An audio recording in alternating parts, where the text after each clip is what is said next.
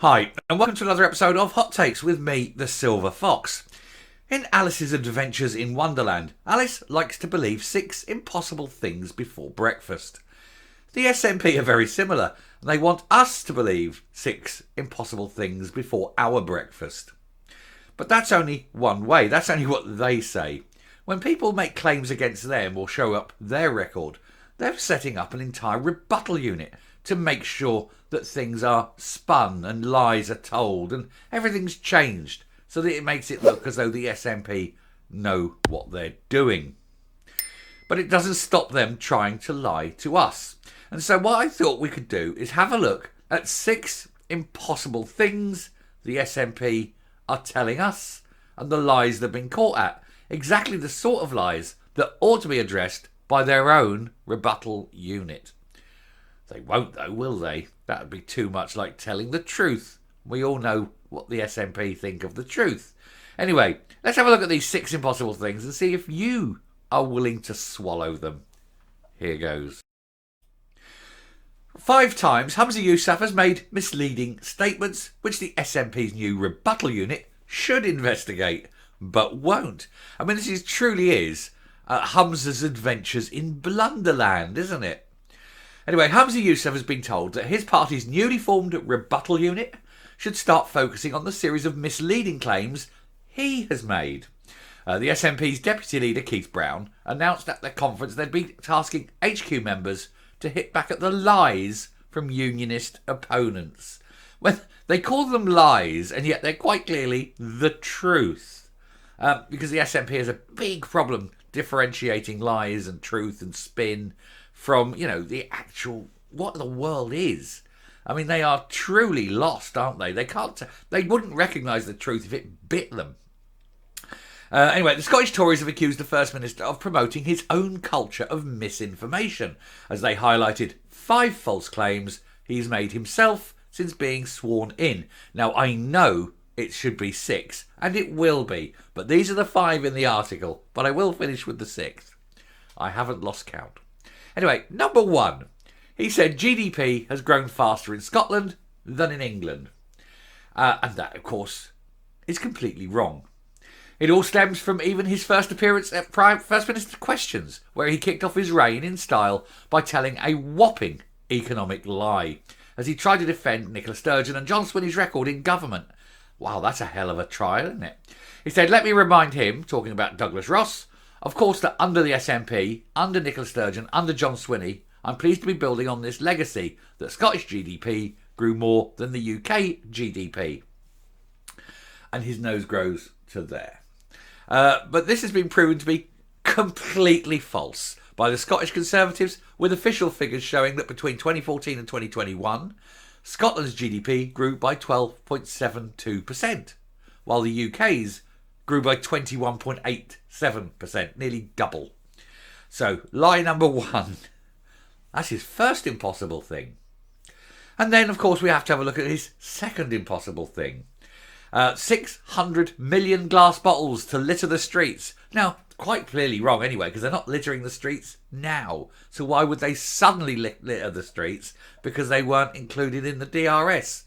This is something nobody's been able to explain.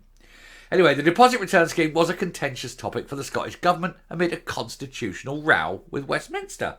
And it got so explosive that Mr Yousaf had to make an incredible, far-fetched comment as he gave an ultimatum to the UK government. He claimed that 600 million glass bottles would litter the streets of Scotland if they blocked them from being recycled in the initiative. But this is demonstrably false, as this is the total number of glass bottles which are used every year in Scotland. If they're excluded from the deposit return scheme, then some councils will just continue to collect them and the bottle banks will still exist. And they're not littering Scotland now, so like I say, why would they start? It means all those containers would not be littered across Scotland like the First Minister said, but would still be recycled and used. Latest statistics estimated that 60 to 70% of domestic and 95% of commercial glass is already recycled in Scotland. It's another lie. It's a second impossible thing. And then we have Acorn Project Grievance. This is the green thing, isn't it?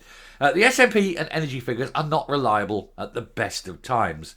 They're never reliable. He lies about this so much.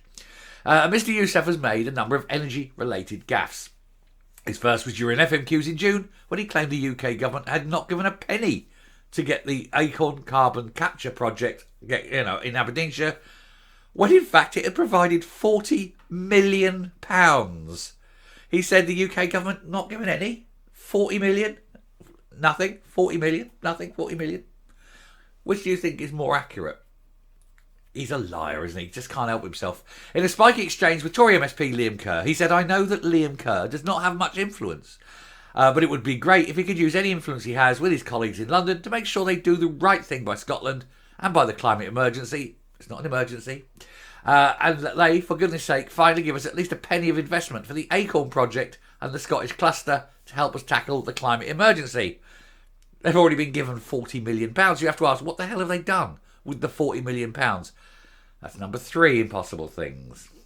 Number 4 is the renewable slip-up, which could be breaching the ministerial code. Now, this has been done and repeated, not just by him, but by others as well. He's repeated it at least once, and someone else, I think Keith Brown, repeated it, so it's all rubbish. Anyway, his most high-profile gaffe was when the First Minister proudly boasted in Holyrood that Scotland has the majority of the UK renewables, but this is patently untrue, with the country only having 26% of UK's renewable energy. And indeed, he had to make a correction and say it was per capita, but then he had no official figures to say it was per capita, and subsequently to him saying it was per capita, he had to rush out and get the officials and the civil servants to go and look at the figures to prove that it was the per capita, which they did, and it is. However, that report came after he said it, and therefore he was also misleading people when he said it was per capita, because he had no idea that that was the case. So it goes to show that not only does he lie, he then has to get other people to help cover up the lie. And of course, that's number 4 impossible things. And the final one on this list is free school meals. In September, when Mr. Yousaf was asked why the rollout of free school meals to all primary pupils had not been delivered, he claimed the SNP had only committed to doing so by 2026. His nose must be this long by now. However, the 2021-22 programme for government stated it would be done within the next 12 months, i.e. by 2023. Tory MSP Annie Wells said, "On the whole host of issues, senior SNP figures are happy to mislead the public." That's the polite way of saying tell tall tales, lie, barefaced lies. It's clear the First Minister has trotted out plenty of porkies in his first 6 months since he replaced Nicola Sturgeon. The SNP are addicted to misinformation, and that sort of culture has come from the very top. They're all liars, and none of them can be believed in anything. And that, of course, is your 5 impossible things. But I hear you say, what's the 6th? Well, the 6th one, of course, is the most obvious one of all. It's where the SNP insist that they are the party of government, the party that will lead Scotland into the sunlit uplands of independence, and that they have the best man in the right job to do this in the form of Humza Yousaf. That's the biggest lie of them all, isn't it? Anyway, I'm coming up. We really are through the looking glass here, aren't we, people? Where up is down, black is white, war is peace, and Humza Yousaf is seen as an effective leader. But none of this is true, of course. But it's the illusion that they like to create. And they do that through spin, through misinformation, and through barefaced, outright, in-your-face lies. But that's all they can do. They daren't present the truth, they daren't stand on their record, and they certainly don't ever want anyone in the party to speak to people outside the party in case the truth comes out. It's horrifying. Anyway, I shall stop there. Thank you very much for watching. Hope that's been amusing. It's been nothing else. Do please hit the subscribe button and the like button. That always helps. And until next time, stay safe, stay well, and just remember that you can't believe a bloody word they say. Bye.